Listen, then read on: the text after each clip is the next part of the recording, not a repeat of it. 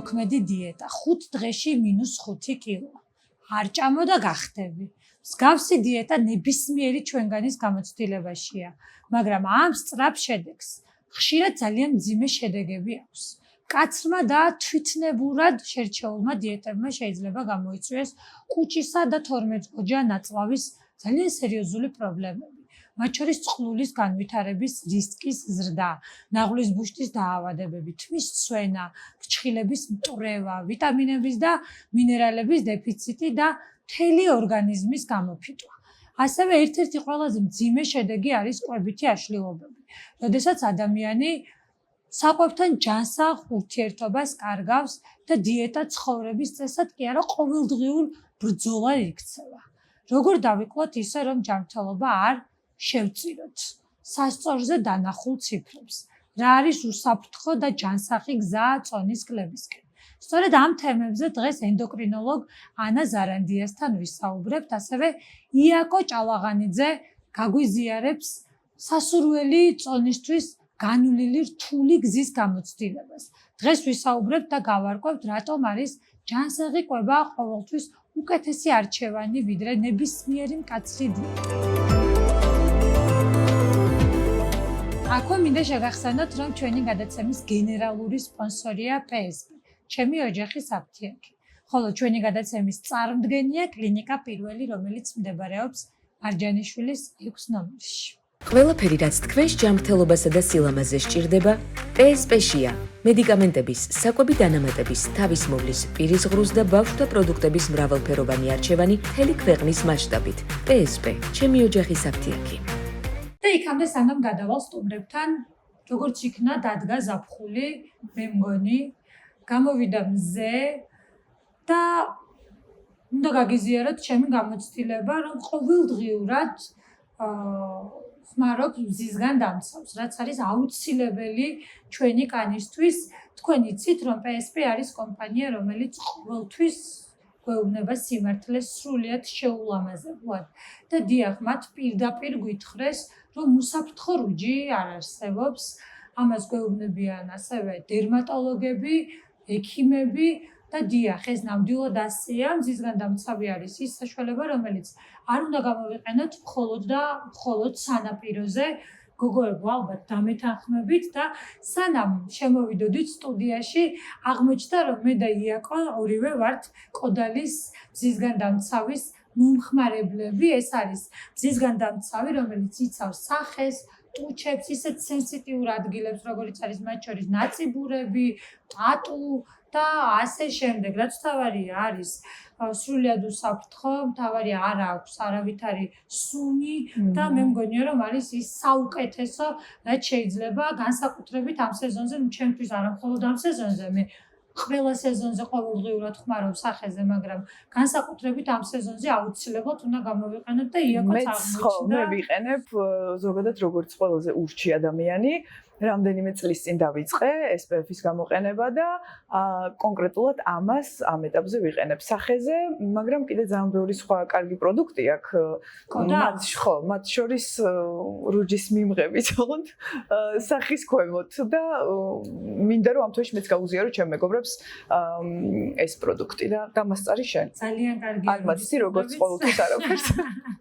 ძალიან კარგი რუჯის მიღები, მაგრამ ეს მზისგან დამცავი არის, რაც აუცილებელია. და რასაც გვირჩევენ ექიმები, კი არა და ეს არის მე მგონი. და სხვათა შორის ბოლო პერიოდია და გამოკითხვაც მედო ჩემს ინსტაგრამზე, რომ რამდენიმე წელია რუჯის მიღების დროს, აი ეს ადგილი ძალიან პიგმენტური ხდება და შავდება და ვერ მივხვდი რა ხდება და აღმოჩნდა რომ ყველას აქვს ეს პრობლემა. არ ვიცი თქო საიდან მოდის. სხვათა შორის სოფო შენ თუ გაგვირკვევ ამ აუცილებლად ამაზე ერთ გადაცემაზე ორი ამბავი იყო. ნახე, ზოგს გვიშავდება, ზოგი ვერ იღებს და არის თეთრი. და ეს ძალიან იცავს ჩემ ამ ადგილს და ბევრად უფრო ღიაფერია, ვიდრე სხვა დამცავების დროს იყო. და რაც თავარია გამოიყენება ასევე ბავშვებში 3 წლიდან, რაც არის ჩვენთვის ძალიან მნიშვნელოვანი 3 ვესთვის კი და მინდა უბრალოდ ესეთი კანისფერი აქვს, რომ არაფერს აზრი არ აქვს. აუცილებელია ნებისმიერი კანის ფერზე და ეს აუცილებლად უნდა იცოდეს ჩვენმა მაყურებელმა და ეს ისეთი სეზონური გადახვევა იყო, რაც მე მგონი ისეთი სასარგებლო რჩევაა ყველა ჩვენი ყველა მაყურებლისთვის და ახლა გადავიდეთ უკვე ძირითად თემაზე, რომელიც არის დიეტები, ჯანსაღი კლება, მითები და რეალობები აი ამ დიეტების გარშემო და მე უკვე წარგადგინეთ თქვენ და გადავიდეთ პირდაპირ კითხვებზე. იაკო, არ შემიძლია არ დავიწყო შენ. როგორ დაიკელი პირველი 30 კილო? ალბათ არ იცი სოფო ეხლა.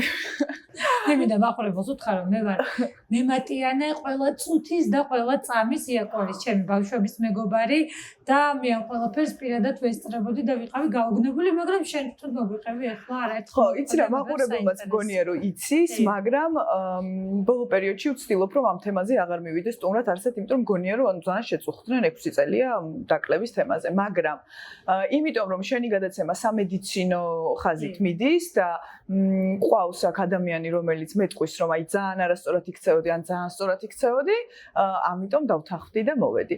პირველი 30 კილო ძალიან მარტივად, ანუ ძალიან მარტივად წავიდა, იმიტომ რომ ძალიან დიდი წონა მქონდა.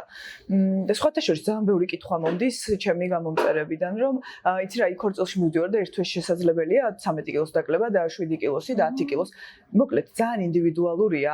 გააჩნია წონა, გააჩნია სიმაღლე. მე ვაბრალებ იმას, ჩემს ესე თავიდან სწრაფად დაკლებას, აი 3 კვირაში 9 კილო მქონდა უკვე დაკლებული და იგი მაგან განაპირობა რომ აღარ გავჩერდი, რომ ძალიან დიდი 140 კილო ვიყავი და თავიდან მგონია რომ აი სითხე რაღაცების ხარჯზე, მაგრამ ფსიქოლოგიურად ძალიან კაი იყო, რომ ყოველ დღე მინუს რაღაცა ვიყავი. ხო და ამაზე აქედანაც გავცემ პასუხს, რომ ძალიან ინდივიდუალურია, ვინ რამდენს და როგორ დაიკლებს, უფრო დეტალურად ალბათ თქვენ ეთყვით და მოკლედ ძალიან მარტივად წავი. 30 კილო იყო, აი როგორც კამფეტი. როგორ? აი გადავწყვიტე სამშაბათს, უკვე აღარ მახსოვს 6 წელი ერთი და იგივე ლაპარაკობ და ამიტომ აღარ მახსოვს სამშაბათი იყო თუ 4 შაბათი. ალბათ მაყურებელს უფრო ახსოვს, მე მგონი სამშაბათი იყო. გადავწყვიტე 18 საათიანი სწორი კვების დაწყება. დავიწყე და ძალიან მარტივად წავიდა. ყოველ დღე იყო მინუსი. იყო რა თქმა უნდა რაღაც დღეები რომ ჩერდებოდა წონა, მაგრამ იმდენად მოტივირებული ვიყავი და იმდენად გადაწყვეტილი მქონდა რომ აი მოკლედ ტვინში რომ გადაწყვიტა, მე მგონია რომ არც ექიმი გჭირდება, არც დედის დაძახილი, არც მამის დაძახილი, იმიტომ რომ 30 წელია მამაჩემი იმდეს იძახდა რომ აი არ ვიცი რა და ეხლა ვეუბნები რომ აი რა აზრი ქონდა, მართლა რა აზრი ქონდა 30 წელი ყოველ დღე ერთი და იგივე ლაპარაკს და ერთი და იგივე რაღაცის ძახილს. ხო და ამიტომ აქ რო გადავწყვიტე, ძალიან მარტივად წავიდა. იყო ბულინგი მაშინ, როდესაც იყავი 140 კილო? არა, იცი რა, ჩემი მისამართით ალბათ მგონია რომ ვერ იქნებოდა, იმიტომ რომ არ ვარ ეგეთი როგორი ბუნჩულაც გამოვიყურებოდი, ეგეთიც ვერ ვარ. და ძალიან ბევრს ნიშნავს სოციუმი რა, ალბათ, იმიტომ რომ დარწმუნებული ვარ რომ მომდის ძალიან ბევრი შეტყობინება, რომ ძალიან ბევრს აბულინგებენ, მათ შორის ოჯახში, მათ შორის მეგობრები, შეყვარებული ძალიან ბევრი მწერს ესეთი გოგოები მწერენ მე ძირითადად და ძალიან ბევრს ნიშნავს სოციუმი და აქედან მინდა ვურჩიო თქვენს მაყურებელს რომ როგორც კი ბულინგი მოდის თქვენი შიდა წრიდან, იცოდეთ რომ ის წრი არ არის თქვენი და უნდა გამოეცალოთ აუცილებლად. ანა, მიაკომ დაიწყო ძალიან საინტერესო ტექსტით, რომ ბევრი მწერს რომ აი მინდა რომ 10 დღეში დავიკლო 7 კილო. მოდი, ალბათ შენზე სწორედ ამას ვერავინ ვერ უპასუხებს. რამდენად შესაძლებელი არის აი ასე 10 დღეში 7 კილოს დაკლება და რამდენად სწორია ეს რადიკალური დიეტება? შესაძლებელია სავსებით, თუმცა აქ ალბათ უფრო ნებისყოფას გამოვცდით. უფრო სწორი იქნება რომ კლება იყოს უფრო ნელი და ნაკლები ზიანი მივაყენოთ ორგანიზმს და ახლოებით მე მესმის რომ ინდივიდუალურია, მაგრამ 500 გრამიდან 1 კილომდე კვირაში კლება ითვლება იმ ჯანსაღ კლებად, რომლითაც ნაკლებად დავაზიანებთ ორგანიზმს. 500 გრამიდან 1 კილომდე რა დამეკლო, მაშინ როდესაც დიეტაზე ვიყავი. ჩემ შემთხვევაში ნახეთ როგორ იყო, ყოველ დღე ვიყავი თავიდან, ვიყავი 1 კილო და რაღაც. მერე ვიყავი 1 კილო, მერე ვიკლებდი 800 გრამს, 900 გრამს, ბოლოს უკვე გულისხმობთ. დღეში. დიახ. დღეში ვიკლებდი ამდენს. ოღონდ მე კვირაზე ვსაუბრობ ერთი. всё, მივხვდი. არა საუბრობ მეგონა რომ ხო იაკო, როდესაც დაიწყე წონაში კლება და როდესაც აი როგორც საუბრობ, პირველი 30 კილო დაიკელი, რა იყო მაშინ შენი კვების რაციონი? მე მგონი ეს არის ის კითხვა, რომელიც ყველას დააინტერესებს. ჩემი ერთი წუთით უნდა დაუბრუნდე წინა კითხვას, როგორც მაინტერესებს. ხო, წინა ამბავი. მაგას აუცილებლად გეტყვით, მაგრამ თქვენ თქვით, რომ კვირაში არის 500 გრამი ნორმა. 500 გრამი და 1 კილომდე წონის კლება. და მე რო ვიკლებდი მაგას დღეში? უფრო ხო, როგორც ჩანს, უფრო მკვეთრი შეზღუდვა ჰქონდათ კალორიული და როცა კალორიული შეზღუდვა თავიდან არ მქონია მკვეთრი. ინტერვალში მშილით ხომ და ხო, იყო. აი ეს ნახე. ანუ შენი ძახი ანა რომ იაკო რომელიც დღეში იკლებდა კილოს და კილო ნახევარს ეს არის არასწორი? დღეში 1 კილოს დაკლება, ასე ვთქვათ, ძალიან სწრაფი კლება. ხო, მაგრამ ეხლა მე გეტყვით რას ვიღებდი და მართლა მაინტერესებს თქვენი აზრი, იმიტომ რომ არასდროს ესე არ უნდა რო არ პროფესიით ენდოკრინოლოგთან ერთად და არ გაგვიხილია ეს ამბავი. აი იმის მიუხედავად რომ იაკო არის ჩემი ბავშვობის მეგობარი და მან იცის რომ რა ვიცი მთელი ქვეყანა მე მგონი ვინმეს რამე აწუხებს, მათ შორის ჩვენი დიდი სამეგობრო სანაცნობო ყველა მე მომართავს კითხვით, თხოვნით და ასე შემდეგ. არასოდეს არ ურთხილდება მის ჯანმრთელობას და მოდი ეს რო არ თქვა, არ შემიძლია, იმიტომ რომ მთელი კლების პერიოდში ხან ბაკურიანში ვიყავით ერთად, მერე თბილისში და ასე შემდეგ სულ პროტესტი მქონდა, რომ იაკო ასე სწრაფად რო იკლებ, მოდი გავიგოთ, ანალიზები გავიკეთოთ, ეკოსკოპია გავიკეთოთ. შეიცვალა იქ ყველაფერი. ეხლა გეტყვი რატო მოხდა ეგ ამბავი. შენი აღშფოთებული რო იყავი. ანუ ჩემი კლების დაწყება დაიწყო პანდემიის დროს. ანუ პანდემიის დროს, იმ დროს კლინიკებში კი არა გამოკეტილი ბაკურიანში ხვდებოდნენ კლინიკა გახსნილ რაღაცეებში ხალხი რომ გადარჩენილიყვნენ და ეხლა მე იქ მივსულიყავი რომ უკაცრავად თმამცუიო და ანალიზი ვერ მივიდოდი. ამიტომ რო ჩამოვედი, მე ყველაფერი გავიკეთე და ეხლა მინდა რომ ყველა მიცოდეს, მათ შორის შენც, რომ 6 თვეში ერთხელ ყოველთვის ვიკეთებ ჩეკაპს. ეხლა გადავიცდა და მოვდივარ, აქ უნდა მოვიდე კლინიკა პირველში აუცილებლად. აუცილებლად, მოდი ანა. გითხარი, რატომ გახდა სიმსუქნე 21 საუკუნის რაღაცა პანდემიასავით? პანდემია ნამდვილად. ამ საუკუნის გამოწვევა სიმსუქნე ნამდვილად და მთავარი პრობლემა მაინც რჩება ის, რომ სიმსუქნე არის ერთგვარი კარიბჭე და საწყისი სხვადასხვა ქრონიკული დაავადებების განვითარების. აქედან გამომდინარე ნამდვილად ძალიან მნიშვნელოვანია დროული პრევენცია და დიაგნოსტიკა. რატომ რჩება პრობლემად? ისევ და ისევ, როგორც სიმსუქნის გამოწვევის მიზეზი რომ გავიაროთ და განვიხილოთ, ძირითადი მიზეზი არის ჩვენი ცხოვრების წესი. რამდენად აქტიურები ვართ და არ ვართ და როგორ საკვებზე ვაკეთებთ არჩევანს. ერთი ფაქტორის არსებობაც საკმარისია იმისთვის, რომ განვითარდეს ჭარბწონა და სიმსუქნე, ხშირ შემთხვევაში გვაქვს რამოდენიმე ფაქტორი.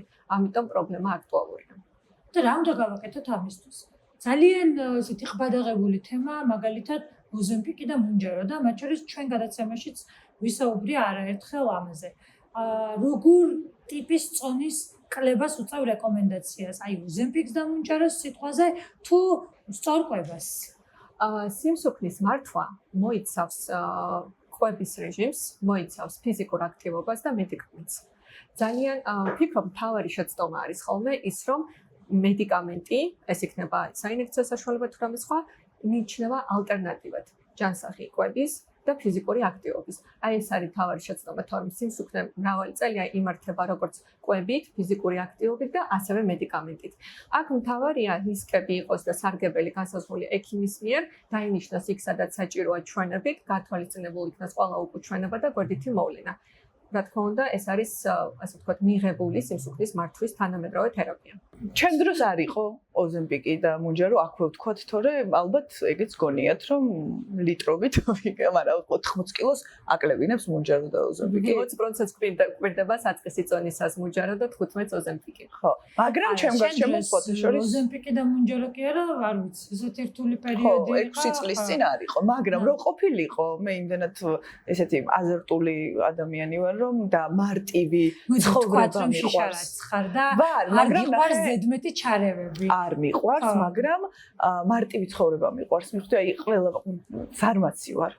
აი სულ რაღაც გამოცდაზე რომ შევდიოდი, 10 წუთით ადრე ვკითხულობდი, რომ უფრო სწრაფად აი მიხვდი, ეგეთი როგორ გავიადვილო ცხოვრება, ყოველთვის იმას ვფიქრობ და დარწმუნებული ვარ, რომ ალბათ გავიადვილებდი, მაგრამ ნუ არ ვიცი ხა რამდენად რომ მეთქვათ, რომ არ არის საჭირო, მე ალბათ მაინც გავიკეთებ. იაკო, თმის ცვენა და ფრჩხილების მტრევა, რომელიც ძალიან ხშირად თანახლავს დიეტებს. რამდენად იყო შენ შემთხვევაში და როგორ მოერია? იცი როგორ იყო? კლების პროცესში არ იყო. უკვე თბილისში ჩამოვედი პანდემია რომ დამთავრდა და ჩემი უსქელესი თმა რომ 2 ღერი დარჩა. მაშინ დავიწყე, ვერ მივხვდი ზოგადად რატო დაიწყო ცვენა და მე მივხვდი რომ ალბათ კლების პრობლემა იყო რა. ჩვევია ალბათ არ ვიცი. მართლა 2 ღერი მქონდა დარჩენილი. მაგრამ ჩემდა საბედნიეროდ ვიყავი სხვათა შორის მაგ დროს ექიმთან რომ ამ თმის ცვენის ამბავზე და რომ გამიკეთეს ანალიზები მითხრეს რომ თმა მცვივა მაგრამ ამოდის ეს არ არის საშიში მახსოვს შენ მაშინ იღებდი ჩემი უსაყვარლესი ბრენდი მე მგონი ყველა გადაცემაში ვლაპარაკობ ამ ბრენდზე ორთომოლის თმის ცვენის საკვებდანამაც რამდენადაც მახსოვს და ჰქონდა საოცარი შედეგი. მაგას ვიძახი რომ მადლობა ღმერთს თქო რომ აღმოვაჩინე, ოღონდ არ ვიცი ეგრე გულწრფელ ზოგადად ყველაფერს გულწრფელად ვუზიარებ და მე თუ არ მოვიხმარ არ არსებობს რომ ვინმეს უთხრა რომ წადით იყიდეთ. რეკომენდაცია გასცე. არ არსებობს. მაგრამ ეს იყო ალბათ ჩემ ცხოვრებაში ყველაზე გულწრფელი რაღაც, იმიტომ რომ არ ვიცი, ეხაც თმა რომ გადავიწიო და გაჩვენოთ, სულ ამოსვლის პროცესშია ჩემი თმა. და ეს არის ორთომოლის დამსახურება. ხო. თმის სპეციალური ხაზი აქვს. კი, ვიცი ორთომოლს კარგად ვიცნობ, იმიტომ რომ მე თვითონ ძალიან აქტიური მომხმარებელი ვარ, ანა. ძალიან ბევრი ზგან გვესმის, რომ ვარ დიეტაზე და ვერაფრით ვერ ვიკლებ. რა შეცდომას უშვებენ ადამიანები ამ დროს? სიტყვა დიეტას რო იძახიან უკაცრავად მანდ უშვებენ შეცდომას. როცა ჯანსაღკვებას ხშირად აიგივებენ შეზღუდვებთან, ესეც არის ხოლმე ძალიან ხშირად. რა არის გაუწვევი მიზეზი ისევ და ისევ, ხო? მხოლოდ კალორიული შეზღუდვა ვერ მოაგვარებს პრობლემას, თუ ჩვენ გამოწვევ მიზეზებს არ ვუმკურნალებთ და არ მივაქცევთ ყურადღებას, ხო? ეს შეიძლება იყოს ჰორმონული დისბალანსი, ცუდი ეს მაინტერესებს ზუსტად. რა არის ის შემაფერხებელი ფაქტორები, რაც წონაში კლებას ხელს უშლის? დიახ, პირველ რიგში ენდოკრინული პრობლემები, ასევე სტრესი, ცუდი ძილი, სხვადასხვა მედიკამენტის გამოყენება, რომლებიც ასევე შესაძლოა გავლენა იქონიონ წონაზე. მრავალი ფაქტორი, გენეტიკა, რომელიც არ უნდა გამოგვჩეს ასევე მხედველობიდან, მრავალი ფაქტორი უნდა გამოვრიცხოთ მაქსიმალურად ყველა ფაქტორი, მოვაწესრიგოთ და მხოლოდ შემდგომ ნახოთ, რამდენად სწორი კალორიაჟია შედგენილი პაციენტისთვის. ხომ არ არის ძალიან მკვეთრი შეზღუდვა, იმიტომ რომ ორგანიზმი ხშირად ძალიან ძლიერ შეზღუდვას უარყოფითად პასუხობს ის ენერგიის დაზოგვაზე გადადის და შესაძლოა წონის კლების მიზეზი სწორედ ძალიან ძლიერი დეფიციტი იყოს კალორიული. ეს არის კითხვა, რომელიც ალბათ ორივეს უნდა დაგისვათ. იაკო, აი ახლა მინდოდა რომ მეთქვა ჩემ შემთხვევაში ძილს მინდა რომ გავუსვა ხაზი რომ როგორც კი გვიან ვიზინებდი მეორე დღეს კლება არ მქონდა და მივხვდი რომ აი ის წელიწად ნახევარი რაც ვიყავი სწორკვებაზე არ მახსოვს დღე რომ 900 არც ხდებოდა ქვეყანაში არაფერი ყველა სახში ვიჭექით, მაგრამ არ არსებობდა რომ 9 საათზე მე არ დაბწოლილიყავი და ნუ აი სადღაც 10-11 ნახევარზე უკვე მეძინა. როგორც კი გადავაცილებდი ძილს და დღეს კი არა ხვალ ვიძინებდი, წონა ჩერდებოდა. და როგორც კი წყალს არ ვსვავდი იმდენს რამოდენიც სწორედ ეს კითხვა მაქვს ახლა ორივესთან და მოდი დავიწყოთ იაკოთი, რადგან მას პირადად აქვს ამის გამოცდილება. იაკო, შენი წონის კლების შემთხვევაში რამდენად მნიშვნელოვანი იყო წყლის მიღება? მგონია რომ წყალმა დამაკლებინა, იმიტომ რომ ეხლა ვეღარ ვსვავ, ვერ მოვიტყუები, თუ არ გამახსენდა შეიძლება მთელი დღე არ დავლიო და მეტყობა ხოლმე მერე წონაზე, მაგრამ იმ პერიოდში, როდესაც კლების პროცესში ვიყავი და მხოლოდ ამაზე ვფიქრობდი და არაფერზე სხვაზე, 140 კილოზე ვსვავდი 4 ლიტრად წყალს, მერე უკვე რა თქმა უნდა ნელ-ნელა, ოღონდ ეს წყალი იყო, რომ სულ ხელში მეჭირა. სხვას ვერაფერს ვერ ვუკეთებდი, ორჯერ ვჭამდი დღეში და დანარჩენი ეს პერიოდი ვსვავდი სულ წყალს. მართლა გეუბნებით, მეგონა რომ ის წყალი მახტუნებდა რა, იმდენად რაღაცნაირად ვგრძნობდი ამ წყლის მის პროცესში თავს. ახსენე იქამდე სანამ ანა შენთან გადმოვალ, ახსენე დღეში ვჭამდი ორჯერ. როდესაც გადავეკიდე პირველი 30 კილო თქვა, მაგრამ ძალიან მნიშვნელოვანია სტარტი ნებისმიერ შემთხვევაში. პირველი 30 კილოს კლების დროს რამდენჯერ ჭამდი და ძირითადად რა იყო რაციონი შენი? ესე იგი, ჩემ შემთხვევაში იმიტომ რომ მინდოდა სწრაფად კლება და და მეგონა რომ ეს იყო ხელშემწყობი, პირველი კვება იყო 10 საათზე და ბოლო კვება იყო 4 საათზე, ანუ შემეძლო რომ 11-ზე და 5-ზე მეჭამა ან 12-ზე და 6-ზე, მაგრამ რაღაც მინდოდა რომ ადრე დამესრულებინა. და რაც შეეხება საკვებს, აი როგორც კი ჩემს ცხოვრებაში შემოდიოდა გრამებით ჭამა და კალორიებით ჭამა და ჩემი თავის შეზღუდვა, იქვე არაფერი არ გამომდიოდა და მეტყობოდა 30 წელი როგორც დავდიოდი, მაგრამ როგორც კი ჩემ თავს მივეცი უფლება რომ ყველაფერი მეჭამა, ოღონდ მესწავლა რამდენი უნდა მეჭამა, მაშინვე დაიწყო კლება. დღეში ჭამდი ორჯერ და ჭამდი ყველაფერს. ჭამდი, აი ხო გეუნებით, დილას მიჭამია, ნუ რა თქმა უნდა, არა ყოველ დღე და არა დღეში ორჯერ, მაგრამ მიჭამია ხაჭაპურიც დილას. ოღონდ ერთ ნაჭერს თუ ჭამდი ხოლმე წინა ცხოვრებაში, ეხლა ვჭამდი ნახევარს და მე იქ კიდე რაღაცას მივაყოლებდი და ანუ აი გემრიელად ჭამდი რა და გემრიელად დავიწყე. არის სტრესავდი თავს? არავით. ვერ ვიკლებ. როგორც კი სტრესში გადავდიოდი, ვერ ვიკლებდი ვერასდროს. ან ახლა როგორც ენდოკრინოლოგმა მინდა გითხრა, რამდენად მნიშვნელოვანი არის წონის კლებისთვის წყლის მიღება და სწორი ძილი. პირველ რიგში წონის კლებისთვის და ზოგადად ორგანიზმისთვის მნიშვნელოვანია ადეკვატური ჰიდრატაცია, თუმცა წონის კლების დროს კიდევ უფრო მეტი ყურადღება უნდა მივაქციოთ, რომ საჭმლის მომნელებელ სისტემას, ასე ვთქვათ, ახალი თავსატეხი არ გაუჩინოთ და სხვადასხვა დაავადებების განვითარების რისკი არ გავზარდოთ დეჰიდრატაციით. ანუ ორგანიზმის გამოშვებით მაყურებელმა რა კარგად დიახ, გარდა ამისა არსებობს კლებები ასევე, რომლებიც დადებით კავშირს ნახულობენ კვებამდე მიღებულ წყალშორისა და მიღებულ საკვების რაოდენობას შორის. ანუ არის ნამდვილად ისე, რომ როდესაც ვიღებთ კვებამდე 30 წუთით ადრე წყალს, შეიძლება უფრო ნაკლები მივირთვათ. აქედან გამომდინარე, ადეკვატური ჰიდრატაცია და წყლის მიღება, ესე რომ ვთქვათ, მაყურებლისთვის გასაგებად ნამდვილად მნიშვნელოვანია ჯანმრთელობისთვის პირველ რიგში და საჭმლის მომნელებელი სისტემისთვის. ანუ შენ შეგიძლია მითხრა, რომ ის რომ კვების მიღებამდე უნდა დავლიოთ წყალი და უფრო მარტივად ვიკლებთ, ეს არ არის მითი და არის რეალობა? მე მინდა ვთქვა, რომ წყალი არ არის ერთადერთი რითიც შეიძლება დავიკლოთ, მაგრამ ხელშემწყობი ფაქტორია ნამდვილად და მნიშვნელოვანი კვანძია კლების პროცესში. მაგრამ მხოლოდ იმის, ანუ არ გავიგოთ ისე, რომ მარტო წყლის დალევით შეიძლება და მე ჭამო 1 კილო რაღაცა. ანუ მნიშვნელოვანი კვანძია მთელს პროცესში ნამდვილად, მაგრამ არა ერთადერთი. რაც შეეხება ძილს, ძალიან სწორი დაკვირვება იყო. ძილი, როდესაც არის არასწორი, ან არის არასწორ დროს დაძინება, ან წვეტილი ძილი, პირდაპირ კვლევებითაც ასე ვთქვათ, გვიდასტურდება, რომ მეორე დღეს ვაკეთებთ არასწორ არჩევანს, არასწორ საკვებზე, ანუ გულისხმობ უფრო მარტივ ნახშირწყალზე შეიძლება გავაკეთოთ არჩევანი და რაოდენობრივადაც უფრო მეტი მივირთვათ. გარდა ამისა, უშუალოდ ძილი მონაწილეობს ისეთი ჰორმონების სინთეზში, რომლებიც ჩვენს მადაზე, დანაკლების შეგრძნებაზე, კორტიზოლზე აქვთ გავლენა, აქედან თვითონ კორტიზოლიც სტრესულია, ხო? სტრესული ჰორმონია და თუ კარგი ძილი არა, ის იქნება მომატებული. ნამდვილად ძილი პირველი საშინაო დავალებაა, რომელიც უნდა შესრულდეს. მე ეს ყველაფერი ვისწავლე ჩემ თავზე რა, ანუ ყველამ უნდა ისწავლოს თავის ზუსტად. ამიტომ არის ჩვენი გადაცემა გამორჩეულად საინტერესო, რომ ყოველთვის ადამიანები გვიზიარებენ საკუთარ გამოცდილებას და პროფესიონალი ექიმები უკვე ამ ყველაფერს ან გვიდასტურებენ, ან გვეუბნებიან, რომ ეს არ არის. 6 წლის წინ არ ვიცოდი, რომ ძილთან იყო კლება დაკავშირებული, ანუ გამეცინებოდა ალბათ ვინმეს რო ეთქვა. ჩემ თავზე დაკვირვებით ვისწავლე და ყველაფერი, აი როგორც ახლა თქვენ ექიმს ჩემთვის გეთქვათ, რომ იცი რა იაკო, ეს უნდა გააკეთო, რომ დაიკლო, მაინც ეგეთი ვარ, რომ აი ხო რა, ალბათ ყველას ერთ-ეგრეს.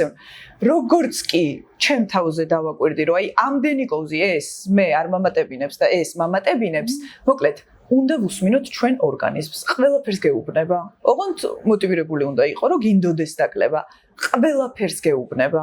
რა არის? უნდა ვუსმინოთ შენერი გამოცდილ ადამიანებს და პროფესიონალ ექიმებს, რაც არის გამოცდილებას ვუზიარებ და მე დიდად ალბათ არ უნდა მომისმინონ, როდესაც ესეთი პროფესიონალები. რა, როდესაც ორივეს ერთად მოგისმენო, ვფიქრობ, რომ შედეგი იქნება ჩემთვისაც ნიშნავდა, აი რეალობას შევჯახებოდი, რომ აი ამ ადამიანმა მართლა თავისით ესე დაიწყო. იაკო, წონის კლების დროს დაგეცხო თუ არა კუჭნაწლავის პრობლემები? არა. არ მქონია სხვათა შორის არც მანამდე და არც შემდეგ რამე პრობლემები რა ჯანმრთელობის, აი არ მქონია და მადლობა ღმერთს.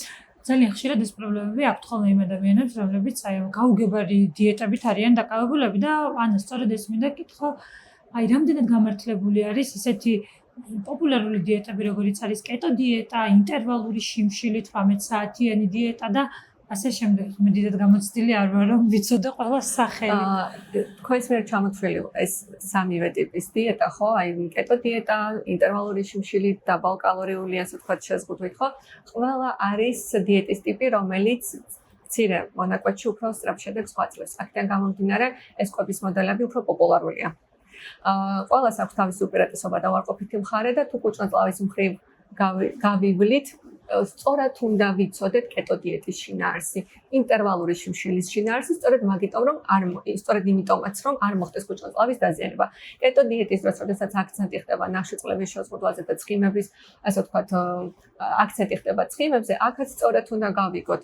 ნაჯერი ცხიმი მავნებელია და ძალიან საზიანოა ორგანიზმისთვის, მათ შორის კუჭმოწყალვისთვის. ამიტომ სწორ ცხიმებზე უნდა გაკეთდეს აქცენტი.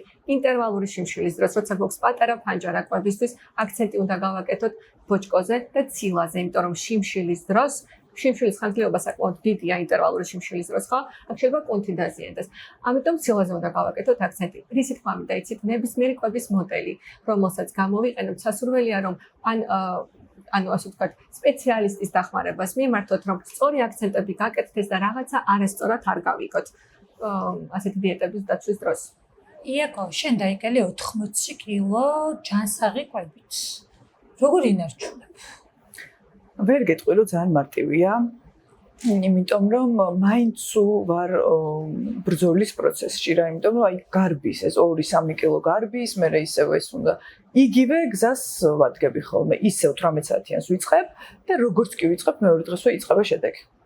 ну ახლა ჩვეულებრივად იყვებები, ყველაფერს ჭამ, ორჯერ დღეში აღარ, მაგრამ ზოგჯერ, როდესაც 2 კილო გაგექცევა, იღებ. არა, იცი როგორ არის, ესეც არ არის, რომ ჩვეულებრივად ვიყვებები და არა, რა თქმა უნდა, ვზღუდავ, ხა რო ვიცი, რომ საღამოს თქვა სადღაც მივდივარ, ვცდილობ, რომ დღისით იმდენი არ მივიღო, რომ რაღაც ძალიან გადავაჭარბო ჩემს კალორიებს.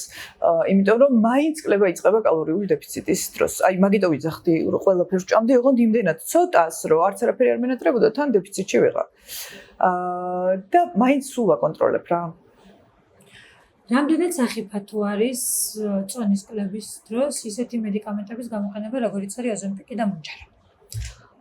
სახიფათოს თუ მედიკამენტი სწორად არის შერჩეული იმ პაციენტში, სადაც საჭიროა, თუ შეფასებულია მისი, ასე ვთქვათ, სარგებლის და რისკის, ასე ვთქვათ, რამდენად საჭიროა კონკრეტულ პაციენტში ასეთი მედიკამენტი, ასევე აუცილებლად დავზე რომ ექიმის მიერ უნდა მოხდეს დოზირების მომატება, მკურნალობის დროს მუდმივად მეთვალყურეობა, აქ ძალიან მცირდება რისკი სხვადასხვა გვერდითი მოვლენების განვითარების. აქედან გამომდინარე, სიმსუქნის მართვის კომპლექსურ მიდგომაში ერთ-ერთი მნიშვნელოვანი თერაპია. იაკო, რაიმე ჯანმრთელობის პრობლემები შეგექმნა თუ არა, აი ამ ხელა წონის დაკლების შემდგომ? იცი რა არის, აი თმისცვენას რო თმისცვენა რო დამეწყო, მე დავიწყე გამოკვლევები უკვე აი რატო და აღმოჩნდა რომ რკინა დეფიციტური ანემია მაქვს და მეტი არაფერი. მხოლოდ ეს. რკინა დეფიციტური ანემიის გარდა პრობლემა არ გქონია. სანამ აი გადახვიდოდი სწორ კვებაზე, გიცდია თუ არა აი ეს ყბადაღებული დიეტები და რამდენად ბევრ პრობლემას შეჯახებით იცი რა არის, არ მიცდია რო არ მოგატყუო, ოღონდ უკვე დასრულობაში ვიძახი. მანამდე იყო აი მშობლები რომ მიყავხარ ენდოკრინოლოგთან, მინიშნავდნენ კერძ რაღაცა დიეტებს მიწერდნენ, უმარი დღემდე მახსოვს პროსტა რა ჯოხეთი თუ გინდა ნახო, აი ახალგაზრდა მოზარდი ბავშვი უნდა დასვა დიეტა, ჯერ ბავშვი რატო უნდა დასვა დიეტაზე. მაგრამ ნუ ეგონათ ჩემ მშობლებს რომ ძალიან ჭარბი წონა მქონდა და იმიტომ რომ სხვა პრობლემები არ გამოიწვია, უნდა დამეკლო წონაში და მენიუში ეწერა უმარილო გუფთა, იმითი არა და ამითი არა და იმითი. ანუ აი მართლა გეუბნებით, ყოველდღე ტირილი მინდოდა. და მე მგონია რომ ფანჯრის ეგ პერიოდი. ანუ აი არ ვიცი. ძალიან ბევრი ადამიანი აღნიშნავს სწორედ აი ამ სტრესს დიეტებთან ერთად. რამდენად კავშირშია დიეტები აი ამ ფოთვით აშლილობებთან და პანიკურ შეტევებთან. მე ვფიქრობ, რამდენად არა ძალიან კავშირშია ზოგადად. ძალიან მნიშვნელოვანია, რომ პაციენტისთვის ეს ყველაფერი პაციენტს ისე მივაწოდოთ, რომ მისთვის პირველ რიგში არ იყოს სტრესული. ეს მართლა არ იყოს სიტყვა დიეტა, არამედ ჯანსაღი კვების, ბალანსირებული კვების, ასე ვთქვათ, მოდელი შევთავაზოთ, რომელიც მისთვის იქნება კომფორტული. აუცილებლად უნდა გავითვალისწინოთ მათი გემოვნება, რასაკვირველია ყველას გვაქვს წითელი დროშები, ხო ახლა შეიძლება გლუგაზიან სასმელზე ვერავის ვერ დავთანხმდეთ, მაგრამ არის რაღაცები, რაზეც შეიძლება ვთქვათ, დათმობაზე წავიდეთ, რომ პაციენტისთვის იყოს კომფორტული და ნამდვილად არ იყოს სტრესული, იმიტომ რომ სტრესი უარყოფით ამ მანკერწვეში და უარყოფით იმოქმედებს და წონის არათუ კლებას, არამედ შეიძლება საერთოდ გაგვიჩეროს წონა და უარყოფითად თაისახოს. რამდენად სწორია, რომ სიტყვაზე აი ხშირად გაგვიგია, რომ თუ 6 საათის შემდგომ შევჭამთ საჭმელს, წონაში ვერ დავიკლებთ. ეს მითია თუ რეალობა? მნიშვნელოვანია მთელი დღის კალორიული ბალანსი როგორი გვაქვს და არა კონკრეტული ერთი კვების ზოგადად და გააჩნია რამდენად ფიზიკურად აქტიურები ვართ. ანუ ყოველთვის როცა ვსაუბრობ წონის კლებაზე, ისევ და ისევ მიღებულ და გაცემულ ენერგიებს შორის უნდა იყოს აი ეს ბალანსი, რომ მივიდეთ, ასე ვთქვათ, წონის კლებამდე. კონკრეტული ერთი კვება ვერასდროს ვერ გადაწყვეტს რაღაც უარყოფით ან დადებით ბალანსს. აქ მნიშვნელოვანია სისტემური მითქმა და ყოველდღიურად როგორ ვიქცევთ. თუ ყოველდღიურად ვიკვებებით ძალიან გვიან დაძინებასთან ახლოს, ეს უარყოფითად აისახება თუნდაც ენდოკრინულ სისტემაზე, საჭმლის მომნელებელ სისტემაზე. თუმცა იშვიათი გამონაკლისები ასეთ ერთჯერადად უარყოფით გავლენას არ იქონიებენ. იაკო, და დაკვირვებული ვარ ერთი წუთით უნდა გკითხოთ, როგორც კი ღამე ვიყვებები, დილას ვიღვიძებ ისეთი მშიერი. ანუ აი გავიღვიძებ თუ არა მინდა ჭამა. როდესაც წინა ღამეს გაქვს ნაჭამი? ხო, აი დაძინებამდე ახლოს თუ მაქვს ნაჭამი, აი ძალიან გამგელებული ვიღვიძებ და როცა ვასრულებ კვებას ადრე, მეორე დღეს ძალიან ეს არის, ანუ ზოგადად მაგაშია საქმე, როდესაც აი ამ ასე ვთქვათ, გვიან კვებას შეუძლია გავლენა იქონიოს როგორც საჭმლის მომნელებელ სისტემაზე, საჭმლის მომნელებელი სისტემაში თავის მხრივ გვაქვს აი სინკრეტინები, ის ჰორმონები, რომლებიც არეგულირებენ ეს გრელინი, ლეპტინი, აი ჩვენს მადას მეორე დღის იმას. აქ გორმესმის ეს სიტყვები გააკარგია. აი ეს ჰორმონები, რა სიტყვა თქვით? ლეპტინი. ანუ ის ჰორმონები, რომლებიც ჩვენს მადას დანაკლების შეგრძნებას არეგულირებენ, აქედან გამომდინარე, აი დიახ, გვიანი კვება ენდოკრინულ სისტემაზეც აქვს გავლენა და საჭმლის მომნელებელ სისტემაზეც და ძალიან ბუნებრივია ასეთი კავშირის ნახვა მიზეზ შედეგობრივი. აი, ანა, ყოველთვის არის თუ არა ჭარბი, წონა, ბევრი ჭამის შედეგი. არა რასაკვირველია, ეს ერთ-ერთი მიზეზი არის, მაგრამ ისევ და ისევ უნდა გვახსოვდეს, რომ სიმსუქნის უკან შეიძლება იყოს სხვადასხვა მდგომარეობები, ენდოკრინული დაავადებები, ისევ და ისევ გამნეორდები, მედიკამენტები, გენეტიკური განწყობა, უბრალოდ ფიზიკური აქტივობის ნაკლებობა. და შეიძლება რომ აი ადამიანი მაგალითად დიდხანს არის ძალიან კაცრ დიეტაზე, ვერ იკლებს, არ ჭამს და მოვიდა თქვენთან, გაიკეთა რაღაც ანალიზი, რასაც თქვენ ნიშნავთ და აღმოჩნდა რომ იმ ანალიზის ცვლილების გამო უჭირს კვება, გამოგისწორებიათ ეს პრობლემა და დაწყებულა კვება. რასაკვირველია, როდესაც წონის უკან, დიახ, როდესაც წონის უკან დგას კონკრეტული მიზეზი, ამ მიზეზის აღმოფხვის გარეშე ვერ გვექნება დადებითი დინამიკა, შეიძლება სულ რო წყალზე იყოს ადამიანი, მაინც ვერ მიიღოს სასურველი შედეგი. ამიტომ ჯერ უნდა აღმოიფხოს პრობლემა. და ამასთან ერთად რასაკვირველია, დაცული უნდა იყოს. მე მაქვს ერთი ხონია როდისმე ჰორმონალური დისბალანსი. ხო და ეხა კითხვა მაქვს რა, სანამ ეკიფი გვეწე მიზეს. არ მქონია არასდროს არანაირი დარღვევა. არასდროს არ ვიყავი აი ჭამელი 140 კილო რო ყოფილიყავ, აი მაგდენს არასდროს არ ვჭამდი, მაგრამ მაინც მიდიოდა მატება ჩემი და აი რასთან იყო ეს ამბავი? აქ მნიშვნელოვანია როგორია თქვენი გენეტიკური განწყობა. ხო? აქ მნიშვნელოვანია როგორი იყო თქვენი თუნდაც კვების რაციონი, თქვენ ამბობთ რომ ბევრს არ მივირთმევთ, ბევრს არ მივირთმევთ, მაგრამ როცა მინდოდა და რაც მინდოდა. აი რაც მინდოდა, ვფიქრობ ხელი შემშელი ფაქტორი იყო, არა ბევრი, არამედ რაზე ვაკეთებთ არჩევანს, ესეც მნიშვნელოვანია. თქვენი ძილი როგორი იყო ამ პერიოდის მანძილზე, რამდენად ფიზიკურად აქტიური იყავით. ისევ და ისევ, როგორც პრობლემა ხშირად ბევრი ფაქტორით არის განპირობებული და ერთ კონკრეტული მიზეზით არა, ხო? ასე ვთქვათ, მიდგომაც თქვენ ყველაფერი ერთად აღნიშნეთ, თუ ყველაფერი ერთად მოაწესრიგეთ. ძილიც, წყალიც, სხვა გზა არ მქონდა რა მეკეთებინა. კვებაც რაოდენობრივად, ხო? და სახეობრივადაც. ანა, არ შემიძლია აკითხა, როდის უნდა მივიდეს ადამიანი იმ გადაწყვეტილებამდე, რომ გაიკეთოს ბარიატრია? მე ასე ვიტყოდი, რომ ეს მხოლოდ პაციენტის და ადამიანის გადაწყვეტილება ვერ იქნება სამწუხაროდ, აქ გვჭირდება კონკრეტული ჩვენებების, ჯანმრთელობის მდგომარეობის, თანხლები და ავადებების, იმისათვის, რომ დავწმუნდეთ, რომ ეს არჩევანი ნამდვილად გაუმჯობესებს მის ჯანმრთელობის მდგომარეობას. აქედან გამომდინარე, ეს ექიმთან შეთანხმებით და რა თქმა უნდა, პაციენტის სრული დამზაობა უნდა იყოს, მხოლოდ აი ესე უნდა გადაწყდეს კონკრეტული ოპერაცია.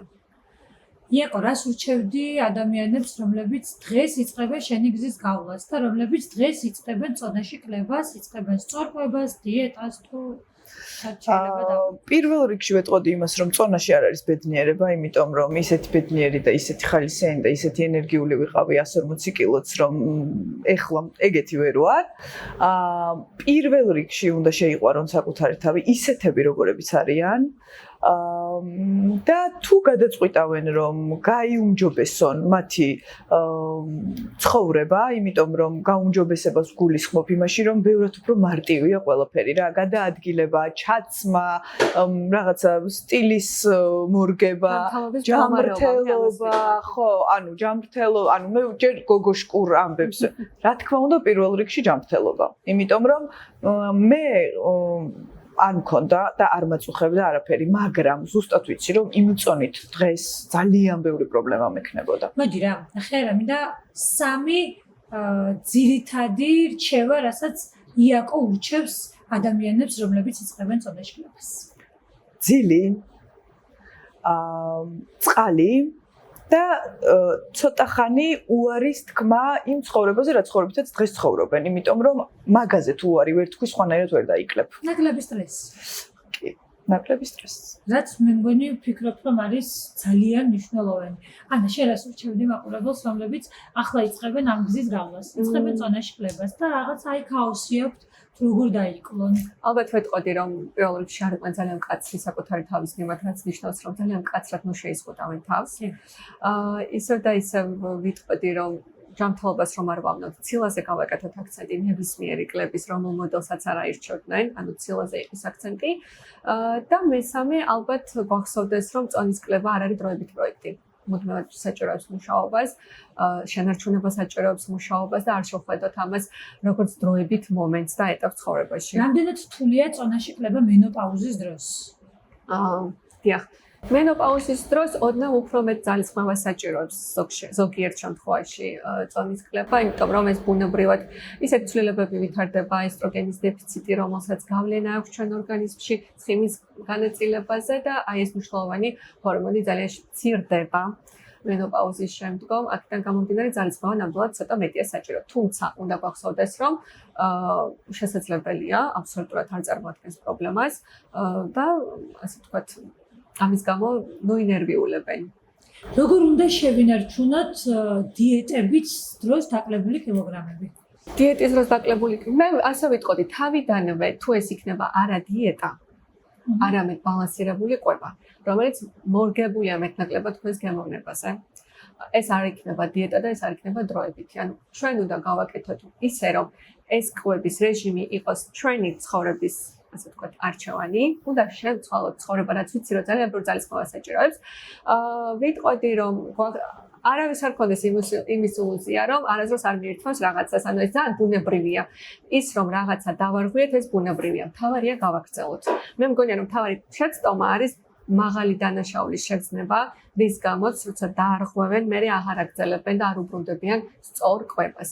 ამიტომ ვიმუშაოთ დანაშაულის შეგრძნებაზე, არაუშავს ზოგჯერ დარღვევა შეიძლება და ძალიან ანუ იქნებით მკაცრი საკუთარი თავის მიმართ. ანუ როცა რაღაცა ძალიან გვინდა და გვანატრება, ვიცით რომ მავნია, ზოგჯერ მივირთვათ, იმიტომ რომ ხანგრძლივი აკრძალვა არის ზუსტად ის, რის გამოც ვარღვევთ და აღარ უბრუნდებით ჯანსაღ კვებას.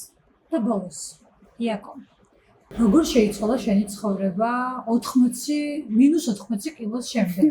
ანუ ძალიან ანუ არ ვერ შევადარებ რა, აბსოლუტურად სხვა ადამიანი ვიყავი, როგორც ვიზუალურად, ისე კარიერულად და ეხლა აბსოლუტურად სხვა ადამიანი ვარ. ჩემ ქმარს ვეხუმრები ხოლმე, რომ მეორე ცოლი გყავს თქო, იმიტომ რომ სხვა ვარ რა, ყველაფრით, საქმით, ვიზუალურად, აი არ ვიცი, ენერგიით, ყველაფრით სხვა ვარ. მეგობრებო, ძალიან დიდი მადლობა. ვფიქრობ, რომ ძალიან საინტერესო და სასარგებლო გადაცემა გამოვიდა და ძალიან მნიშვნელოვანი თითოეული იმ ადამიანისთვის, ვინც აპირებს წონაში კლებას, ვინც იწყებს დიეტას, იწყებს სწორყვებას და იწყებს ცხოვრების უკეთესობისკენ შეცვლას. ერთადერთი მინდა დავამატო, თუ კი რამე მქონდა აკრძალული ამ კლების პროცესში, ამ წელიწად ნახევარში, იყო ორადორი, საკვებს არ ეხება. ეს იყო გაზიანი სასმელი, რომელიც არც კი გამისინჯავს მთელი 9 თვის მანძილზე და მე წელიწად ნახევარი ისე მივიყვანე, რომ ძირითადი წონა დავიკელი 9 თვის მან და მე უკვე ცოტა. და ალკოჰოლი. არც ერთხელ არ მახსენდება, რომ ამ 9 თვის მანძილზე გამესინჯოს. და არ მახსენდება, რომ საათი დამერღვიოს. მოკლედ, რაღაც ძალიან თუ გინდა, ყველაფერს ისე მოაწყობ შენ ცხოვრებას, რომ მოერგები იმ რაღაცის გამოსასწორებლად. და ეს იყო რაღაცა სასიამოვნო პროცესი, რასაც გადიოდი. ერთი სული მქონდა, დაღამებულიყო, რომ გათენებულიყო და დაუნდგარიყავი და მინუს კილოგრამები მენახა. რასაც არ ვურჩევ ხოლმე მე პირადად დავამატებდი ბუდეში. არა, მე ვიცი რომ არის სუდი. სასწორი სამწუხაროდ ზოგიერთ და ბოლოს არ შემიძლია არ ერთი წუთით უნდა ვუთხრე ექიმს, რატომ არის კარგი სასწორი. მინდა რომ ეხლა მე თქვენ დაგაწუნოთ.